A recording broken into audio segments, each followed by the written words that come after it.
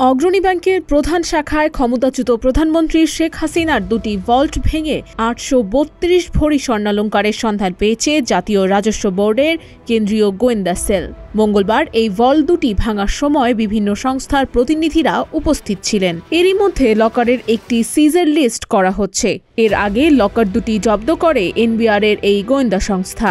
CIC এর ঊর্ধ্বতন কর্মকর্তা মঙ্গলবার রাতে গণমাধ্যমে বিষয়টি নিশ্চিত করে বলেন, শেখ হাসিনার নামে অগ্রণী ব্যাংকের প্রিন্সিপাল ব্রাঞ্চে থাকা ৭৫১ এবং ৭৫৩ নম্বর ভল্ট বাংলাদেশ ব্যাংকের রেগুলেশন অনুযায়ী ভাঙা হয়।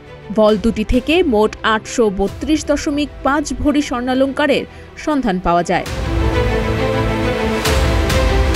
তবে স্বর্ণের বাইরে আর কী ধরনের জিনিস রয়েছে তা জব্দ তালিকার পর জানা যাবে বলেও জানান এই কর্মকর্তা। এদিকে একই দিন শেখ হাসিনার নামে রক্ষিত পূবালী ব্যাংকের একটি শাখায় রক্ষিত ভল্ট খোলা হলেও সেখানে কোনো স্বর্ণালংকার বা কিছু পাওয়া যায়নি বলে জানিয়েছেন ওই কর্মকর্তা। তবে অপর একটি সূত্র জানিয়েছে পূবালী ব্যাংকের ওই ভল্টে কেবল একটি পাটের বস্তা পাওয়া গেছে, যদিও কোনো দায়িত্বশীল ব্যক্তি নিশ্চিত করেননি।